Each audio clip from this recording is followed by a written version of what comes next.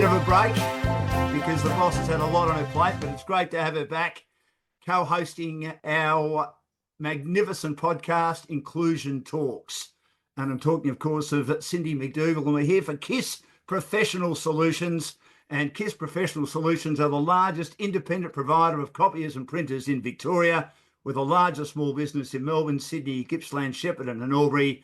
And Albury cater for businesses in Wagga. They offer business phone systems, NBN services, CCTV and security systems. You can get them on their website, www.kissps.com.au. And it's a great pleasure to welcome back to the microphone. We know she's had her own health issues, but she's in great shape. Cindy McDougall, welcome, Cindy. Great to have you with us. It is great to be back. It has been quite a while since we've sat at these desks and had a chat to people. So it's a nice feeling to be back. And for me, who is a lifetime chatterbox, to get to indulge that passion of talking. So I guess we'll get started, Dan. So on today's podcast, we are blessed to have Richard Colman, four-time Paralympian, Commonwealth Games and World Champion Representative, and also Little Athletics Victoria's multi-class ambassador. As many of our listeners from the first season would know, my Little Athletics region pioneered specialised multi-class events in Victoria at a regional level, with 4 events at our region championships held in Warrnambool almost 7 years ago. On that day, we were extremely lucky to have 5 athletes competing, with one child driving over 200 kilometres with his family one way from Melbourne's eastern suburbs to compete. 7 years on, the person in charge of helping to support and build our up-and-coming para-multi-class athletes of the future is a bona fide champion in his own right, Richard Colman. Richard, welcome. Thanks for having me on. I'm looking forward to this great chat we're going to have. It's going to be fantastic. Now, Richard, can you give our listeners a rundown initially of some of your sporting accolades? Where do we start? The main ones is 2-time Paralympic gold medalist in the 800 metres in T53 class in Athens and London Paralympics. World Championship gold medal in the 800, Commonwealth Games silver medal, and a few other ones. There's a few other medals along the way. I think we talked about it was like 15 or something like that. But the highlights definitely is a 4x4 100-metre relay in London Paralympics with the rest of the team not able to unfortunately not win a medal during their careers, and they finished their careers on a high. So that was definitely a highlight for me. That's a very, very special one. Can you explain to us a little bit about your disability? You were born with spina bifida and you had a pretty strong can-do attitude to try as many sports as possible from a very young age. Has that impacted your ideals on what you ended up pursuing in your life? Yeah, so I was pretty lucky to be born with my disability. I think most of the people who were born with it have got the same attitudes, and we just go for it. I got into sport very young, and I was always doing swimming lessons. It was part of the life as Australians. We learn to swim. Then I got involved in wheelchair basketball, into tennis, into swimming, athletics. I got involved in athletics through my school, during school athletics days. The school just went, right, school athletics day, you're doing everything. 100 metres, shot put, discus, you name it. I even pushed down the long jump pit, tried to jump out of my chair and jumped in the sand pit because that was what the boys were doing, and that's what we did. I probably don't do it now, but back then it was, all right, everyone's doing it, that's how we do it. So that was probably the start of that philosophy of, right, let's do it. How do we make it do it? Why not?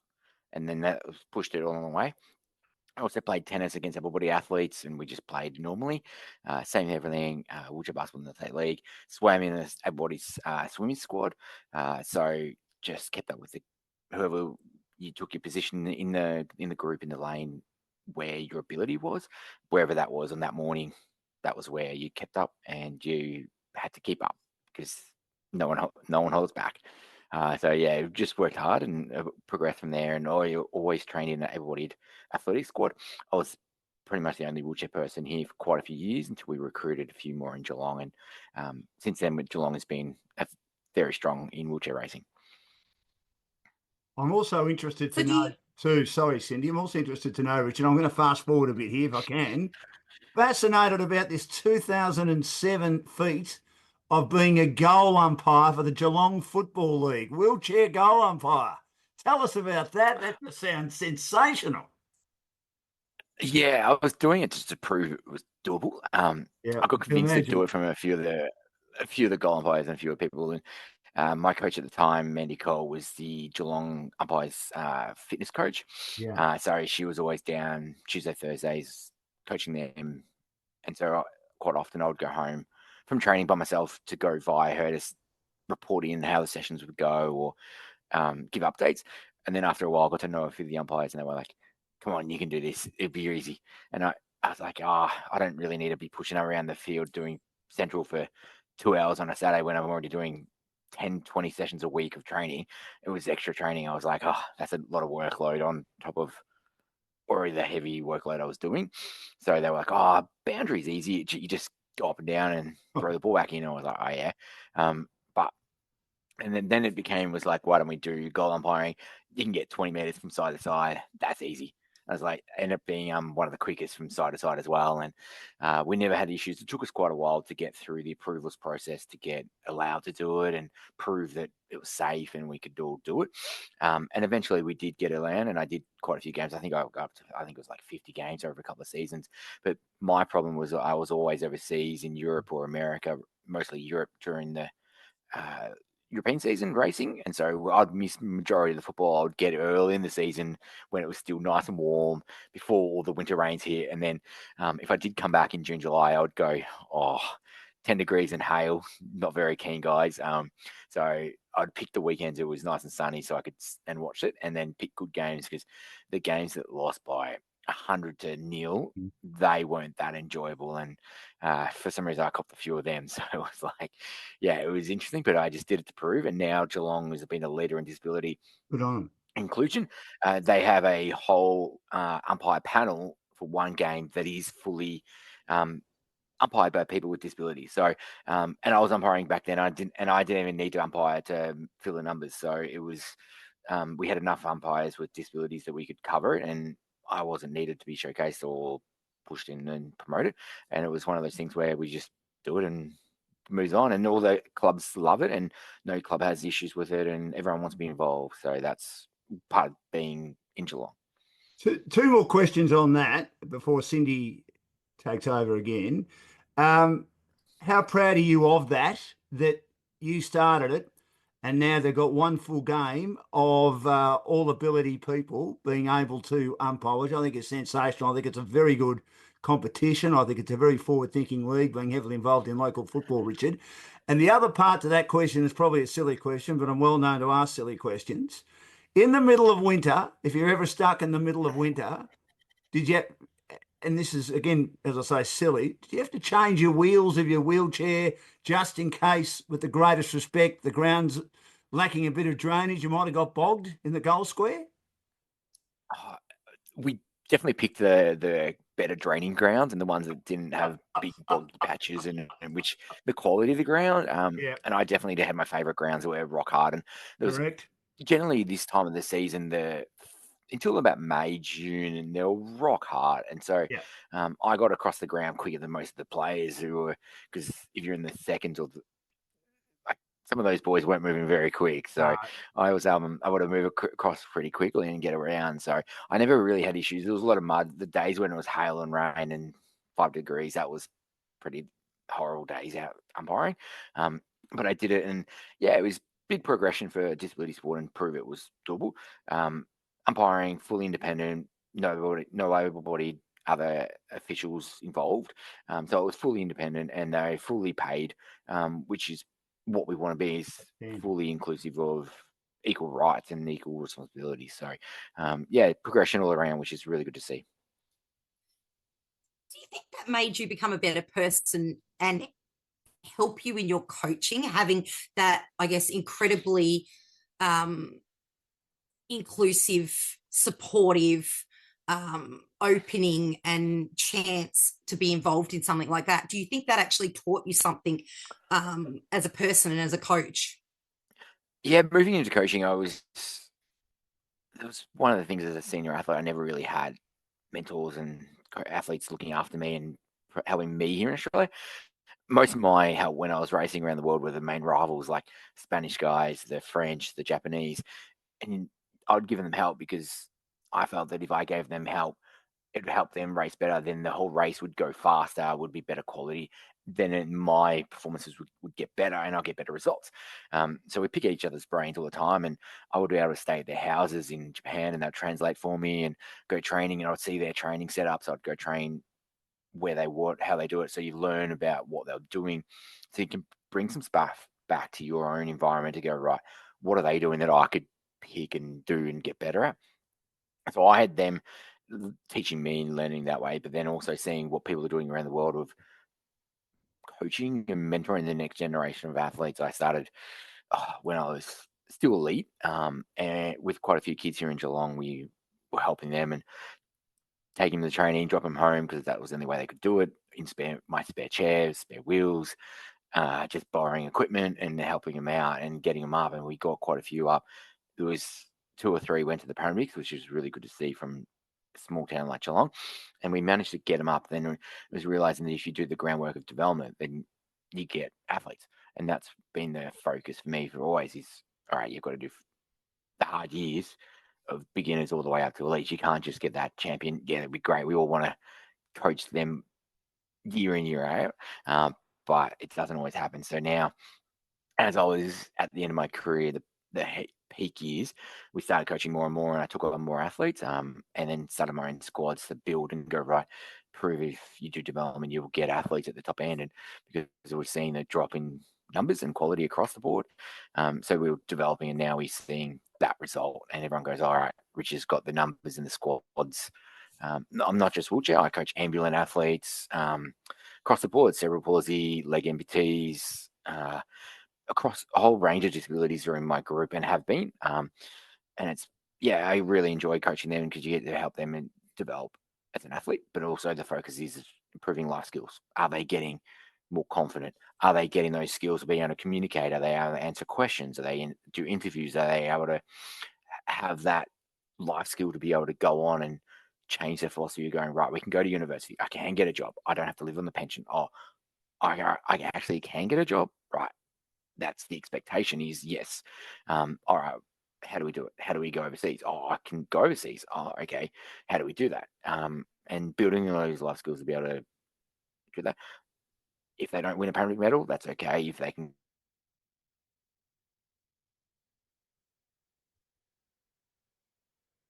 win a Paralympic medal, but there's a whole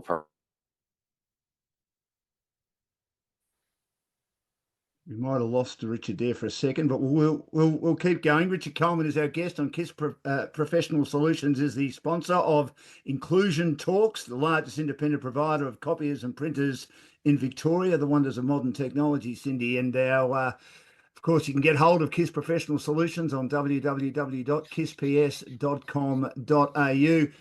Richard, we've spoken briefly about your career, and you were in a number of world championships, number of Olympic Games. Is one of your coaching philosophies, I suppose, the importance of perseverance, that if you're fairly good enough, just keep going and get the most you can out of your ability, and the more you pursue it, the better you're going to become. And it seemed to be what kept you in great stead throughout your great career. Yeah, I was pretty lucky to have 4 Paralympic Games over my course of my career. Started really well. Lucky that I managed to win the 800 meters in Athens. Shock to everyone as well. It was I was managed to make the final, and then race really smart and tactically really well to come over the top and win by 0.03 of a second, which is not much. But yeah, it was a progression of training hard, and that was my philosophy: is train ridiculously hard. And I had the guys around me to doing that, like Kurt Fernley and a few others. So it was like, right, the expectation is you train 2-3 times a day, make it work. We'll make it, you've got to do it. And then as I went through my career, my philosophy changed and went, right, to stay at the top, to go to the top, I've got to race the best. So it was, all right, who are the best guys? I've got to race them regularly to understand, be in race form, we call it. So you've got to be in regular racing and be comfortable with the racing and know what they're going to do. And I got to the point where I knew the American guy would go to the front. I knew the French guy would sit back. It would never be at the front. And you just naturally knew that. And then the odd occasion once every couple of years when the French guy went to the front, everyone was like, what? And what are you doing? And then after the race, it would be a massive joke going, what's wrong with you? What are you doing? And you're able to joke about that and take it seriously because we all got to know each other so well but it didn't mean that you're away 6 months, 8 months more of the year traveling by yourself, often going race to race, doing what you had to do to get those results. And if there was guys going to a race, I would go, right, that's where I'm going. All right. Yes, you'd take the cheap train or the flight in Europe and get someone to pick you up or another train or a taxi, and you just make things work. And that's what elite athletes have to do these days, unfortunately. But I think the model's changed a lot. We were very lucky that over my career, funding came up, and that London period was probably the best we had it as elite athlete with the funding grants if you're winning. But unfortunately, then you also had to win to keep it. And that was the expectation of every year you were medaling. You were going to keep medaling and to get funding, and then you had to keep performing, and then you had to keep doing it year after year, which is pretty hard to back up championship after championship every year. So then you guys coming through, it's in a whole new world, and they're finding in the challenge of stepping up from. There is a big step up from juniors to opens to making the team to making a final to making top four to making a medal. There's big steps. It's not just all right. I can make a world champs and then making the final and then winning a medal there's nothing different. There's a fair bit of difference. If you can make the final, you're 4th to 8th. You're in it, but you're not. Particularly in the wheelchairs, the 800, 1500, 5000.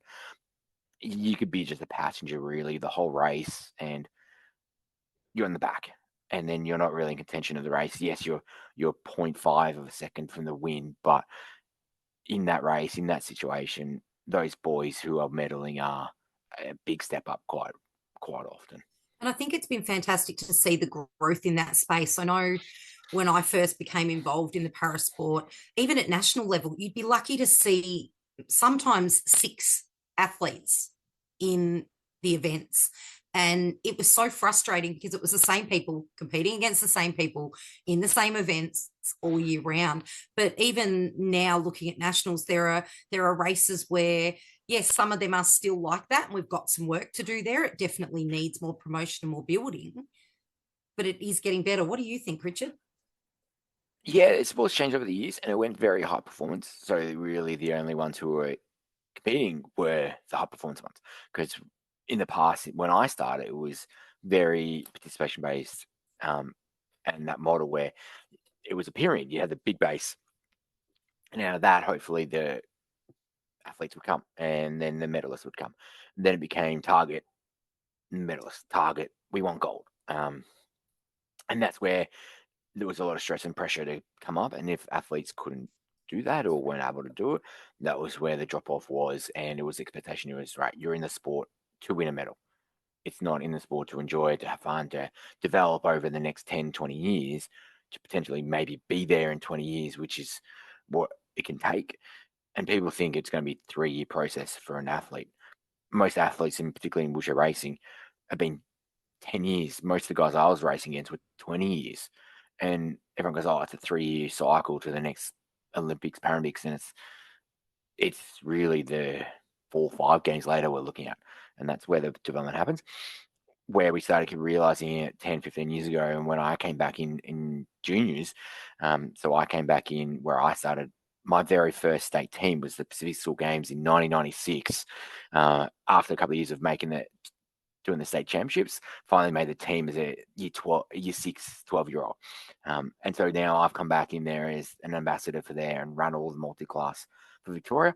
We've gone from really only a few kids at state championships now having qualifiers and regions with qualifiers to make to states, to have 100 kids last year, that 10 to 12-year-olds competing across all disability classes, wheelchairs, you name it.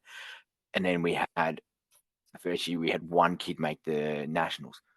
Now we can have 30 kids we've got qualifying standards, and it's a high performance qualifying standards. So there's expectation. There is a nationals. It's got to be high performance. It's going to be the rules are set. And we're seeing the quality of that. When we've now had that over the last few years, we had 2 athletes make the Paralympic Games in Paris who have come through that primary school team who have gone on and won medals. We had one other boy just miss out on making the games. And so we see that you set that standard. Yes, we want the games now, but it was a 10-year process to get all these kids. And yes, some kids go off to cycling, some go off to swimming, basketball, and a lot do stop. But that's progression of every sport, everybody, para athlete. There is progression and dropout. We're trying to not let as many drop out and keep as many in the sport. And hopefully some go on to the team. It doesn't matter who they are, and hopefully they go on and hopefully they win, but it's about participation and get that experience for future games and the like. And then with little athletics, I started little athletics when I started 30 years ago. There was no multi-class. We had no state championships. We had no nationals. We had no relay championships. We had no combined championships. And over the last 10 years, I've been able to bring all these in. And we now have 2 days of state championships. We have relay championships. We have combined. We have state teams. We've got development clinics. We've got all these things. And it's days the other week, we had 50 kids competing, and it was very high performance. And these kids you look at the results and you're like, okay, there is development and progression there, and they are very, very good kids now, which is great to see. So do you think, if I can ask just quickly, Dan, what do you think the easiest thing at a grassroots level? So your centres, your little athletic centre in the middle of a regional area, what do you think the best thing they could do to promote themselves to actually help build that participation, but maybe don't know how to? Yeah, I think some of it is just that para-athletes are just athletes. That's the number one key, is treat them as like an athlete. Yes, some will have to have modifications, but that's secondary. The priority is get him involved, treat him as, sign him up to your club, take him down to a training, get him to do it. A lot of the things, if they're an arm amputee, they're exactly the same as an able-bodied sprinter. They do exactly the things. Doesn't impact their legs. Yes, cerebral palsy may have differences, but then you go, right, rather than running fast feet or running high knees, you do it walking, you do it slow, you do it controlled, so they learn the movement over a period of time. And it may take a number of years before they can do the exercises or the drills in the right movement. And it's going to take time, but there is no barrier to it. It's not segregation. We don't want to have, right, you elite able-bodied kids over here, you para kids over different corner, different separate, different days or anything like that. We want included in the age groups, proper training, being considered elite, and also not being caught out and not being identified really as promoted on a pedestal just because they have a disability. And that's what we want is, right, yes, they do a great performance, call it out, get a record, perfect. But it's not just, right, you do 100 meters, you are calling that out. It's every kid does 100 meters. There's no difference. So that's where we're trying to get it, is going, right, the expectation is competing. When 20% of the population has a disability, trying to get 20% of the members have a disability should be the main goal, but it shouldn't be forced. It shouldn't be, you have to do it. It's not there to it. But also reminding the clubs it's not there to be inspiring to the parents, to the club, to have people with disability involved in your club. We don't want to be seen as, oh, we've got kids with disability. It's so inspiring. Yeah, it's not inspiring to see the kid. We've got a kid with a disability competing in our club. It's not tick box. It's not, we have to include kids with a disability. So we are. And that's just ticking the box and we're moving on. We want to be totally independent and meaningful and respected across the board from all levels going forward. Richard Colman is our guest. He's a 7-time Paralympian medalist. He's a gold medalist. He's also a world champion gold medalist, Commonwealth Games medalist as well. And he's now a leading coach. And he joins us on Inclusion Talks with myself, Dan Lonigan, and Cindy McDougall for KISS Professional Solutions, the largest independent provider of copiers and printers in Victoria. Interested in getting a response from both of you on this. There was a big athletics meeting in Melbourne on the weekend. 10,000 people were there. If you had have listened to the media or watched the media, there was only one person running. His name was a 17-year-old teenager called Gout in the 200 metres. He got narrowly beaten by young Kennedy, also won the 100 metres. There were plenty of other good events. We had a lot of fine performances in the Paralympics last year in Paris, and we had a lot of great performances, one of our best ever efforts in the track and field in the Olympics. How frustrated are both of you that there wasn't more coverage outside Gout? Richard, you can start. I think we got a lot of coverage. It was on Channel 7. We got live coverage for once. It's been a long time to get this back. I remember the heydays of the late 90s and the early 2000s when the old Olympic Park would be full, standing room only, and massive crowds coming out every year to see some of the major Olympic athletes come out, and the para athletes were racing out as well. And then we have those leaner years, but we've still got the athletes. The athletes are still medaling in Olympics and Paralympics. They're still working hard, still coming around and achieving great results. And there was some great results on the weekend as well. And we saw that from across the board, not just Aussies, but the Victorians as well. We've got some great athletes and up and coming ones here.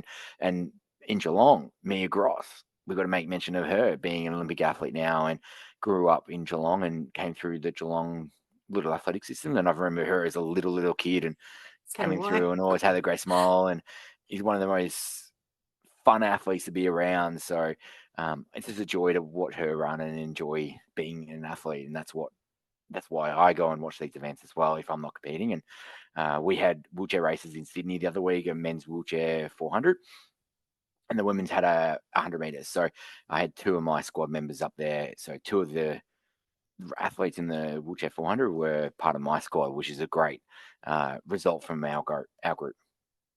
What do you think, Cindy? Yeah, look, I'm probably a little bit agreeing and disagreeing on that. Like, I love the coverage. I think it's so important to get it out there to the everyday community that you can just turn on your television and you've got athletics in front of your, in front of your screen, and you can get involved in that spirit. And it is an awesome feeling being at the track. And it's great that opens up the opportunity for people to feel that at home.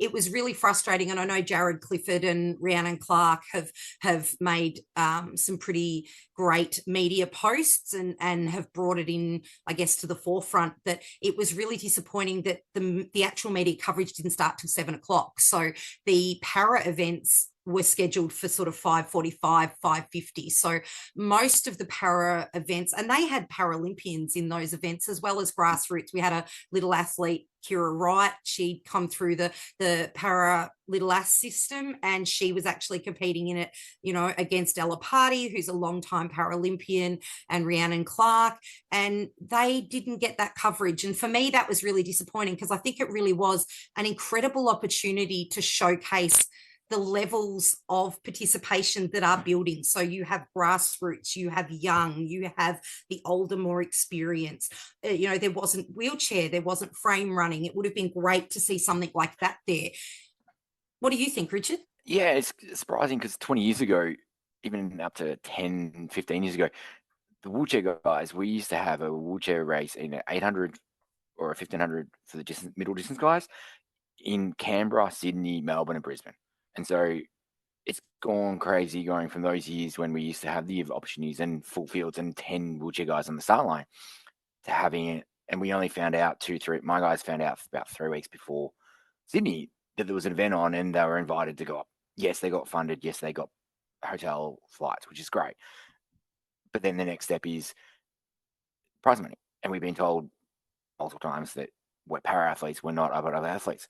Prize money was for the IAAF able-bodied athletes, all right?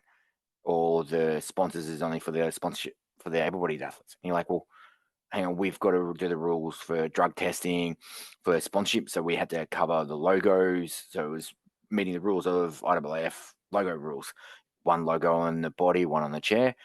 You're like, okay, so we're meeting the rules in 2 out of the 3, but then you don't consider us athletes Equal prize money. Oh, okay. And where I was frustrated, my whole career, we never got prize money at these national series. Every time we race, I didn't know there was prize money available. Then once we finished and I've been coaching more and more, it's hard as a coach to see that there is 18 able-bodied events, 2 para, and you go, why can't they get prize money? Yes, it's not on my event, it's the Ambulan 100, but it helps the sport overall, helps the athletes get better, progress. It doesn't matter if it's not top tier, if there's 3 tiers of funding for prize money, even give it third tier.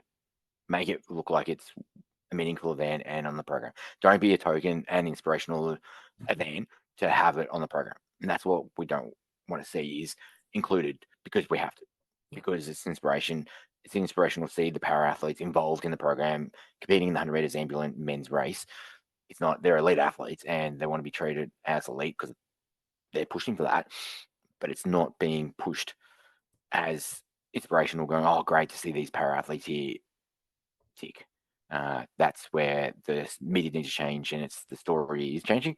And I can't wait to see what happens in the future, because we've got some great kids coming through in all events, and it'd be great to see opportunities across the whole series for the long jump, the shot putters, the distance athletes, because a lot of them miss out that we would love to be able to see and promote. And they've got some great stories, they're great personalities, and we want to hear those stories.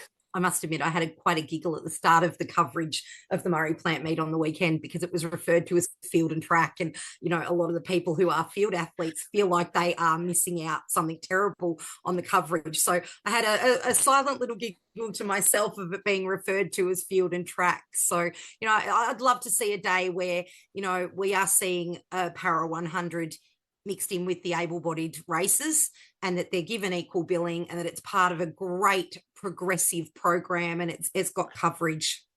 And I think we're there at the junior stuffs with the primary We schools are. we're doing, in secondary schools, the little athletics I'm at, our programs are spread out through the whole program. Great. And quite often the 100 meters para ones, then it follows into the able-bodied hundreds, or the 800 is the para 800.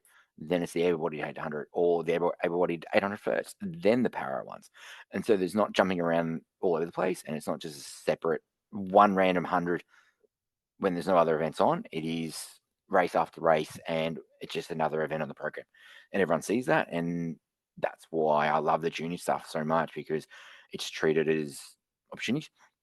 And we're not putting events on just to tick the box. There is depth across the board. We're getting full events, 8 kids, filling all the lanes. In the field events, it's full. Long jump, we're getting 8 boys, 8 girls in the long jump, which is where we want to see the depth. Where we seem to be falling away is the senior level here.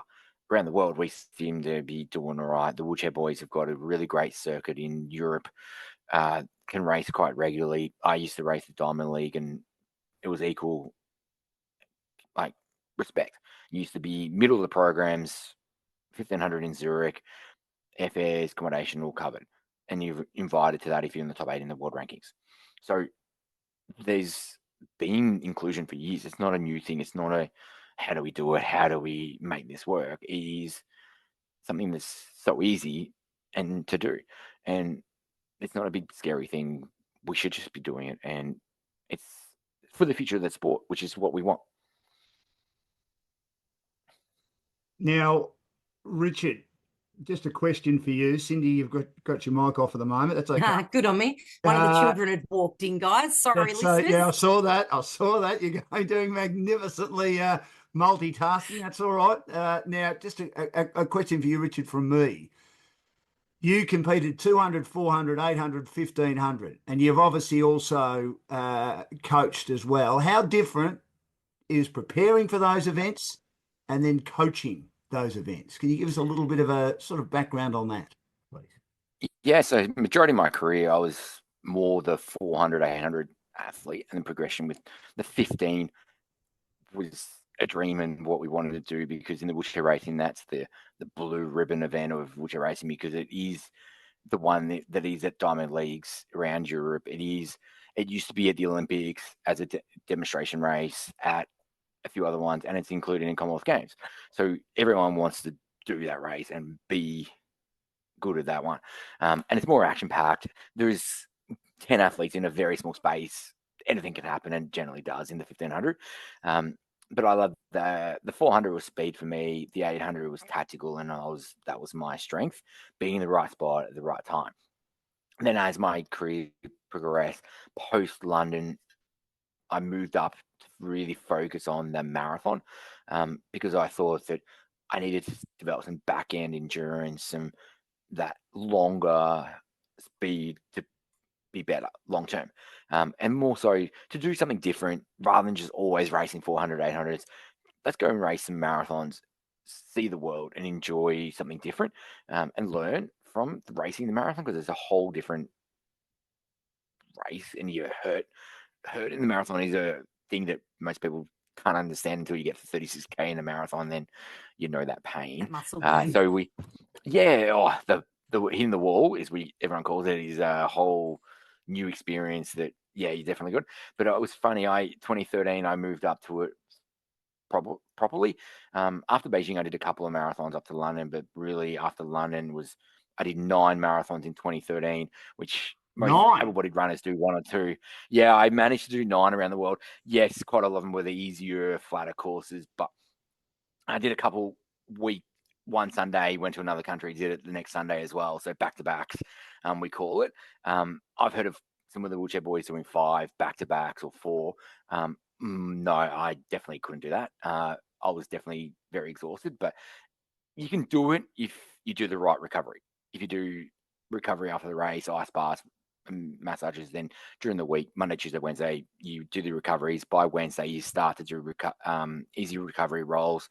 By Friday, you're back pushing. And then Sunday, you've just got to hope that the weather's nice to you and you enjoy the pain, and the body is okay for the next marathon. So, but the funny thing was I was top 10 in the world in the marathon, but I went under the world record in the 800 and I broke my 100-meter PB, which I raced a random 100 meters at Switzerland one meet in the 100 just for help out the Swiss juniors with numbers. And I did a PB and I went, what is this? Why that was your favorite track though? Yeah, one of them, yes. I did have a joy with Knoxville. But I did get to base there quite regularly and have the opportunities. But there was a lot of marathons around the world that you could go, right, this is why we're doing it. Wheelchair training, I learned over the years to have to do more mileage. When I was junior and coming through my career, my coach was taking it as a sprint philosophy, but we always did more training. So when it was a 200-meter program for their body guys, I would do 400-meter workload, and if there was 6 400s, I would do 10. So I'd do more, and sometimes less rest, and do more. But as the career progressed, it just got more mileage. Work smarter. Yeah, up to 30K pushes, the thresholds, the long intervals moved out. And then post-London, it really did go out into a lot more of the 4-minute to the 10-minute intervals. And I think that 4-minute interval workload really did help me that 2013, 2014 to it. And I believe that now with all my athletes, we're doing a lot of that, and they hate it. They just see the 4s or 6 minutes on the 6 minutes on the program. Like we call it the devil's set, and they hate it when that turns up because it's never an easy one, but it builds the base power and speed to be able to go hard for a long period of time, particularly in races, and go for it. So we do them, and we do it by controlled heart rates, and we do more mileage, and they're doing more mileage than I used to do. That's for sure. I know Dan is really keen to speak to you about a certain event that you did over in Bolivia, so I will throw to Dan. Yeah, well, I will do that. Well, I'll just let everyone know that Inclusion Talks is back in 2025 for KISS Professional Solutions. www.kissps.com.au, the largest independent provider of copiers and printers in Victoria. And the reason, Cindy and Richard, I wanted to get into that was because Richard talked about that unbelievable schedule of 9 marathons in a year.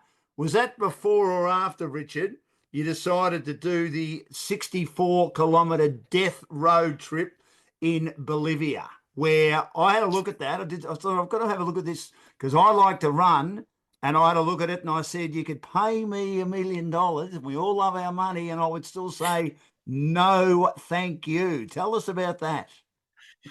Yeah, so the marathons was 2013, and during that year, I raced 47 days I lost track of how many countries. There was one point I raced 4 days and 7 days in 4 different countries, US and back to Switzerland, France, I think it was, or in England. And it was pretty wild because at one point I raced in America, Atlanta on July 4th in the morning, got on the flight at lunchtime, went to Paris, got there the next night, raced the next night in Paris, and then went somewhere else the next morning after that. And you're like, which day is it? Where are we racing? But my body was actually handling it really well, and I was training better than I've ever done. And I was training with the boys around the world, and they were just like, we can't, why, how are you doing this? Like, they were shocked. But yeah, it was, I'd done the base, all the work. I got my body ready, and I was race fit, and that's what got me there. But I actually, part of the journey around the world was I had met a travel reporter and Lonely Planet at the time, and she had been doing adventures around the world, and she was like, you got to do stuff, like, because quite often athletes, we go into a race, you go to a city on the Thursday, Friday, you train, go to a hotel, go to food, go to sleep, and you literally race Sunday. You either fly out Sunday night or Monday, and you don't see anything. And for years, a lot of athletes would do that. But then post Beijing or around then, I started going, no, whenever I go somewhere, I'm going to have a look around the city for even half a day or a morning or Enjoy a full it. day of touristy. Tick the city off, see the sights, really make the most of it, really appreciate the value of being in New York or London and seeing the sights and doing what we can. And so then we started doing other stuff in other cities and end of season trips and going, right, where can I go for a holiday? Right, we'll leave my racing chair in Switzerland, go off and do something wild. I did Anzac Day one year. I went to Russia before. Yep, I wouldn't do that now, but I went to Russia and all these places. Like, I did the Egypt cruise on the Nile, and yeah, it was. I've done some really cool things. Tick off the list of things to do. But yeah, she told me about that. You can do mountain biking down the Death Road now, and I went, oh yeah, surely. How hard can it be? I didn't realize it was going to be hard because she wasn't an athlete, and she'd been in hospital about 50 times around the world, and really bad things have happened, and she managed to not crash or die in Bolivia. So I was like, all right, if she can get through it, I'll be fine. So post Commonwealth Games in Glasgow, I came back to Australia. I'd been injured, had a cortisone to the race. I was like, well, I'm already injured. Part of your contracts, you couldn't do anything dangerous during the season because you didn't want to be out of championship. So we're like, all right. And so I did a couple of days skiing at Falls Creek, survived that, and then headed off to South America, where I went Peru, Bolivia. I went to Machu Picchu, and then went across did the Death Road, and had a tour company of mountain bikers, and they went, yeah, let's do it. So we had my race chair and pushed 64K for 5K down the gravel road, and it was 1,000-meter drops off the side, and it was very narrow. And I was like, No. there's not much braking here, and there wasn't much gap everywhere. But what got me a bit worried was I got into Peru in Lima as my first stop on my holiday. In the hostel, I turned up, and there was people with bandages, broken limbs, broken everything. You're like, okay, what's happening? They're like, Questioning. they'd been up to the Death Road, and there was all these injuries from it. And you're like, oh wow, people were just really damaged. And you're like, okay, maybe this is not safe. And what was even scarier was that week a girl from France missed the corner and went off the edge and died as well. And they found her body 200 meters down the edge, and you're like, okay, this is a bit serious. And my tour company was one of the first to get there and have to abseil down and get her out, unfortunately. So they showed us what happened, and yeah, you quite easily can miss a corner and it's gone. So I took it very safely. I didn't go fast. I didn't push fast. I didn't do nothing silly. All I was doing was enjoying the experience of going, don't die, don't die, die, which is pretty funny. But it made some really cool photos. I've got some amazing cool photos of this experience of going down it in a race chair. So I wouldn't do it again, but I'll do something different. So if anyone out there is listening, got any challenges they can do, shoot them through, and then everyone's got some funding. I could do with some funding to be able to go and tick some things off around the world. So there's a few things on my bucket list that you go, right, let's have a go at this. How bad can it be? Sorry, Richard. So were you scared and the strides are okay during the race? You know what I mean by that, don't you? Oh, I was fine. I survived. I didn't mind it. But it was funny because I was so fit that there was a couple of uphill sections, and I actually managed to push past all the backpackers who were on mountain bikes because they didn't handle the altitude at 4,500 meters up, and then having to do it all. And then And I was going, yeah, let's do it, boys, let's go. And then the tour company guy, he went off with me and we just cruised ourselves.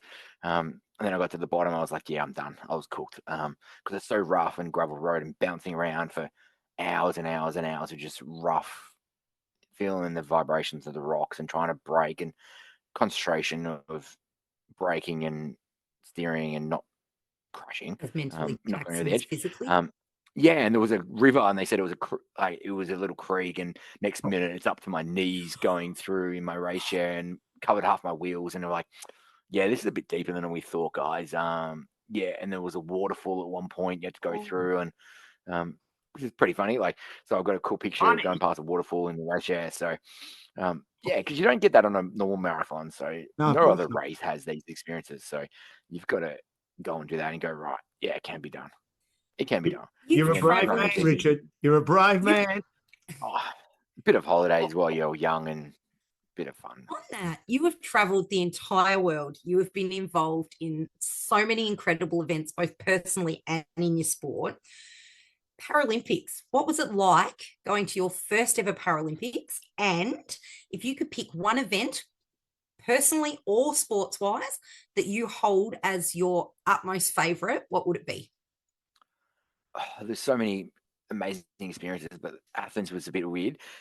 Athens for the Paralympics was interesting because the village wasn't quite done. It was there, the crowds weren't big, and it was like small crowds. But then it changed to Beijing. It was a whole different kettle of fish with full crowd, stadium packed every night, and crowd like cheering. You couldn't hear a thing if the Chinese was winning.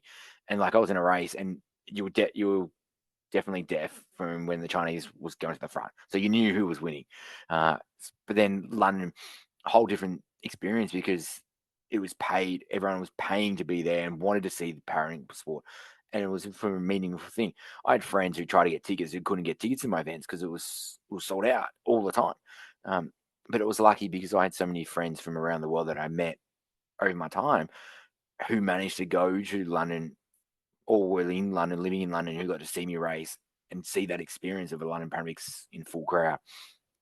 That was really the best thing ever, seeing that and seeing so many friends and family in the stands of London paying, and then experience that win. And then the joys of London was so much fun. Rio was a bit different. It was full. It was such a big crowd, but it was a different experience as well. We couldn't really go and experience Rio as like you could. It was more controlled. It was more safe. Then I've heard stories of Tokyo and Paris. I was lucky enough to go to Paris and watch an athlete I was coaching, Sam Rizzo, go there and race his events. So I paid to go over and watch it. First athlete I've coached to make it to a Paralympic Games. So managed to do that. Unfortunately, I didn't go to their World Champs 2 years later, where an athlete win and break the world record to win the gold medal of the world. So would have been good to go there, but when you're unfunded and unsupported, then it's hard. You've got to choose where you go and do it, and the mortgage comes first. So it was one of those things where Paris Paralympics was so much fun. I loved being in the crowd and not having the responsibilities of racing and the stress and the pain of the body and everything. But I was getting frustrated with the tactics the boys were using and saying, why is he sitting there? It should be up, like move, like yelling out, going, move, come on. Because people were in the wrong spots or someone was not doing what they should have or expected. And it was interesting being there for the first time because Tokyo was on TV. So Tokyo watching you could cope with because it was on TV. This one being in the stands with other athletes from my generation was a whole different thing. Races around the world, I love the Diamond Leagues. The Zurich Diamond League was definitely a favorite. It's a 1500-meter wheelchair. Generally, it's invite only. You consider elite with the Usain Bolts. You go to the dining hall, like hotel, food restaurant Area. with Usain sitting right next to you, and all the athletes are just chatting away to everyone. And it's not like the elite athlete doesn't speak to anyone. It's like everyone will speak to each other, and you get to know these guys as athletes. So you see them in Paris, you see them in Lausanne, in London, and you get to know them as people as well, which is why I loved it. And the marathons, I loved doing all the marathons, but London definitely is definitely a favorite. Coming over Tower Bridge, knowing that that's only halfway and the pain's about to really start is a joy. And then coming around Big Ben, that was, all right. That was very cool. So did that. Also, Peachtree is a 10K in Atlanta. It starts on July 4th. The wheelchair go off at 6:55 a.m. National anthem is going. There's massive flag right there. But why we love it is it's live on TV. Wheelchair race is fully live. Really? So they show the race full live. Wow. Then the helicopters and everything go back to the start and watch, and the start of the elite men and women start after us. So the elite wheelchair guys, get to the finish before they start, and so we get full coverage live on TV and across America. And that shows, that's why you go to it, because you treat it and it's worth that. You're the marquee event, and not them, which is awesome. yeah, they're starting the race, and you hear the anthem, and the gun goes, and you go, and then you've got something like 50,000 or 80,000 runners behind you, and you just go, all right, let's get Wow. there, and it's going to be pretty wild. So we enjoy that one for sure.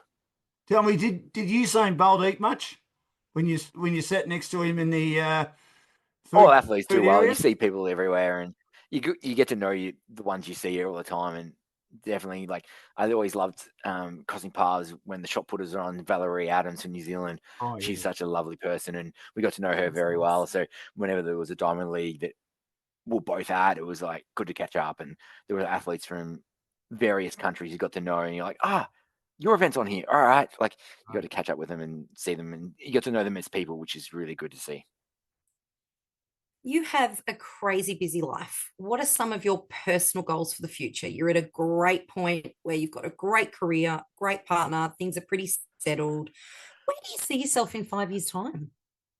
Oh, that's a tough question. Every year it changes, and every moment it changes, and you just keep working one day at a time and go, right, the long-term goal is to be successful in sport and life and in business and in coaching and money as well. But you just got to work on all those things, and yes, it takes time. And being an athlete was 20 years to get to where we wanted to be. It took 20 years from 1995 to 2013 when I was 2012, 2013, 2014, when I was really at my peak. So everyone wants success now, but actually there's a lot of hard work between now and then. But I love it. I'm missing the travel. I'm missing living in Europe 6 months of the year, but I love being in Australia and just being there in bed and just work and do all the stuff here and being around. Saving money is really good. Athlete lifestyle is very not conducive to saving anything, and because all your money goes on getting to the next race that next week. And it's hard when you're at that, and you know top 6 has prize money, and you know there's 10 guys in your group going to the final corner of the race, looking around, trying to count, and because everyone will be counting who are the top 6 and trying to be in front of that, and make sure you pick up even $200, $500, because it all counts. It all will help, hopefully, over the season. So, we're going all right. Add a few more things to my wall here. I've got a office wall here with a few Geelong advertisers of my gold medals framed up on the wall, and degree, and a few other bits and pieces. So we'll see what happens, and see what else I can collect from my travels. Hopefully some coaching accolades from some of your athletes heading off to greater, bigger things. Yeah, I was actually putting a list together recently of some of the things the squad have achieved, and it's like, all right, the list is already building. It's a world record, a world championship gold medal, a world championship finalist, a Commonwealth Games finalist. There was marathon wins. There is the Ausday 10K win. There is Australian records. There's Australian Open record. There is Oceania record. There is junior records. And it's just like, okay, all right, let's continue to see what else. What else do we need to achieve? Yeah, sorry, trying to Just tick how on far one can thing this at a go? time. Yeah, trying to keep across the board, and now having the next group of athletes come, and we've got a great group of kids now in my squad, and some great adults who are really good mentors. And Ali, he's an Afghan refugee in my group, and he's now come along so very well, and he speaks 6-7 languages. So whenever he's training, 7 languages. I get him to call. Yeah, I get him to call the starts, and I get him to pick the languages. So he's got to go home and learn what is on your marks and set in different languages. And then, but it's more so to teach the kids and teach the other people, like the kids, really these opportunities like that, and you only speak one language. All right, he speaks 6. All right, yes. All right, we can work harder. We can do these things and do all these amazing things, and have Help a to great build, life and be able to do help to these cool build the things. whole athlete instead of just the sports person.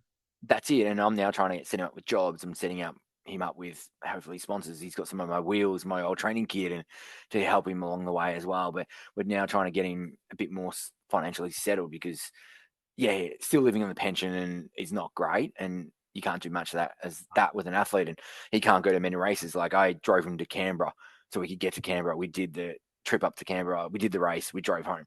Everyone's like, "Great, why don't you fly, Rich?" I mean, well, I could have potentially afforded it, but he couldn't. So Yeah. I ended up driving so then he could get there, had no expenses. He got there and was able to race, had the opportunity. And that's where what some of the things you've got to do, I do for my athletes is like, right, we'll just make it work. Let's go do it. All Do right. you see that changing, Richard, anytime soon in regard to better funding for all ability athletes?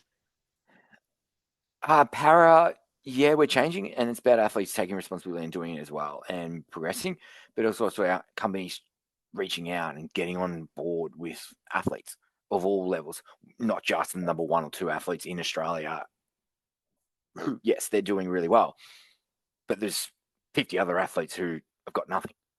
So we need those athletes having something, and every dollar helps, and have them be able to afford life and not be on a pension and be able to afford to be a full-time athlete. And because that's the reality is a lot of athletes can't be a good athlete or can't achieve what they could because they got to go work full-time because they've got to be able to have the house. They can't afford a house because they're spending all the money elsewhere. And that's where the reality is. It'd be great if I would love to see more athletes be able to be an athlete, to be able to achieve everything they can, and then still have money to be able to live and rent, mortgage, whatever that may be, and then not have to work 2 jobs or quit sport to go and do their full-time work, which is what you see. That's the biggest drop off in athletes in para is athletes can't afford it. So then they go, oh, I can't do it. And then they stop because they ain't go and have to go earning money. And that's, we want to change that. So if any companies out there want to back some athletes, we've got some great athletes who we can connect with and really get involved into helping them, and they can do some great marketing things. There's so many cool things athletes can do in marketing, and it's not just give them money and then never see them again. Athletes can do 1,000 different things to help promote.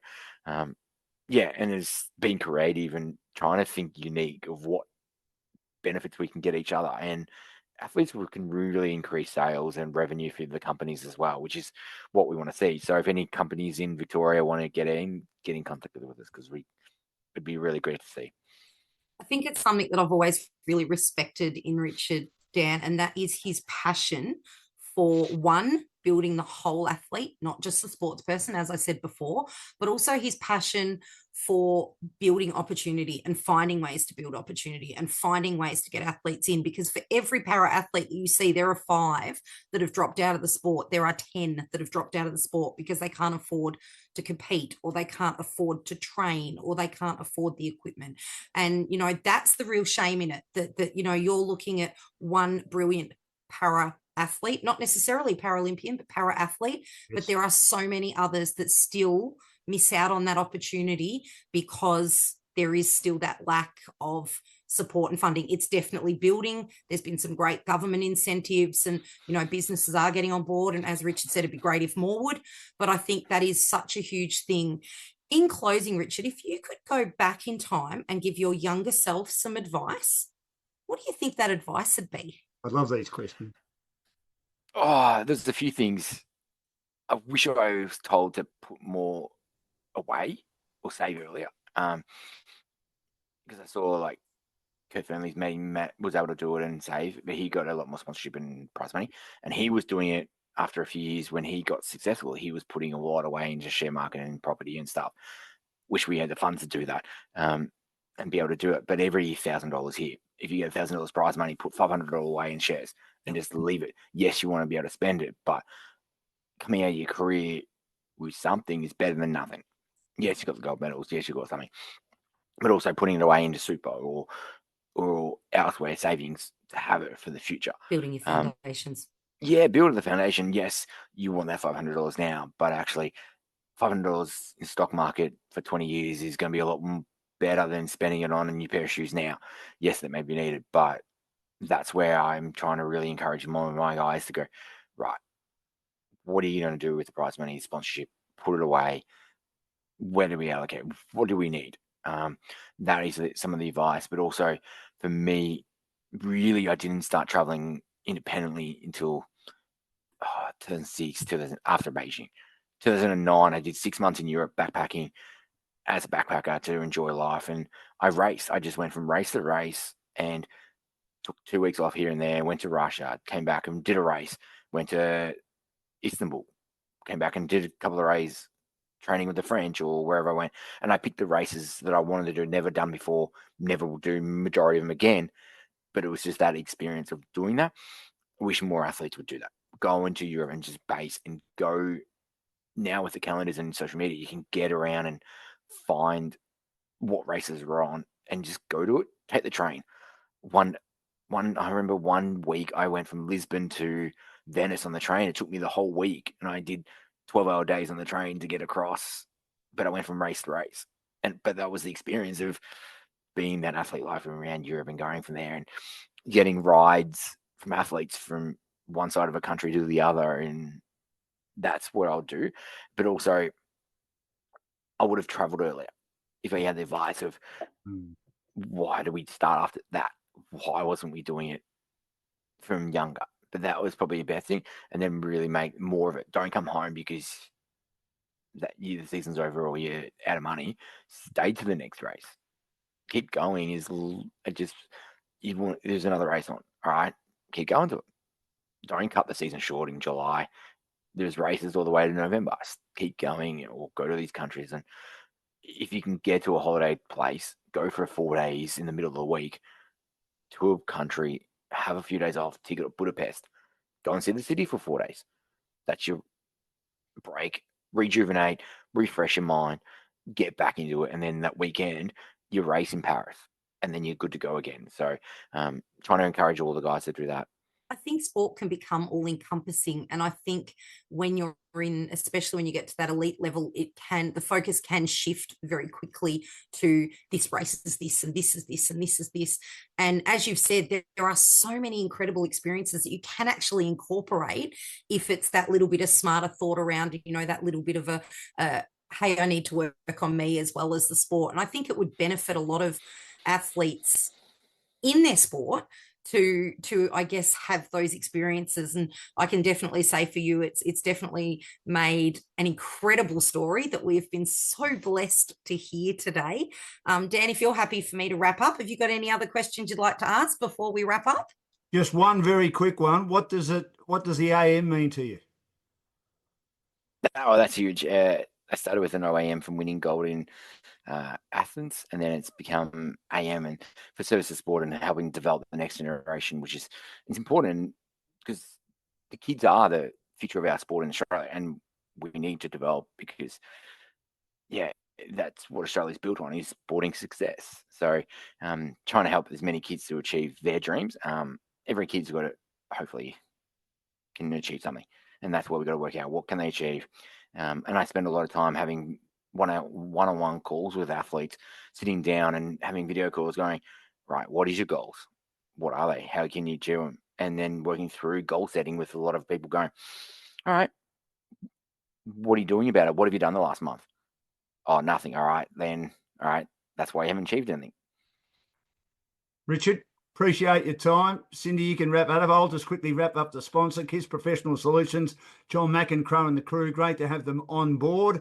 www.kissps.com.au, the largest independent provider of copiers and printers in Victoria. We're the largest small business in Melbourne, Sydney, Gippsland, Shepparton and Albury. And the Albury office will deal with people in Wagga. They offer business phone systems, NBN services, CCTV and security systems. And they're based in Carrum Downs in southeast Melbourne. It's been a delight, hasn't it, Cindy? It certainly has. Thank you so much for being a part of the podcast, Richard. We really appreciate you taking the time to help build the profile of disability sport. Cannot wait to see your squad grow, and not just their successes, but yours as well in the coming years. And just so incredibly grateful that you shared your story with us today. Thank you so much for having me, and I can't wait to help everyone achieve their goals in sport and life. And this is the Thank first you. of many for Inclusion Talks. We look forward to the next one next week for Kids Professional Solutions. Thanks very much.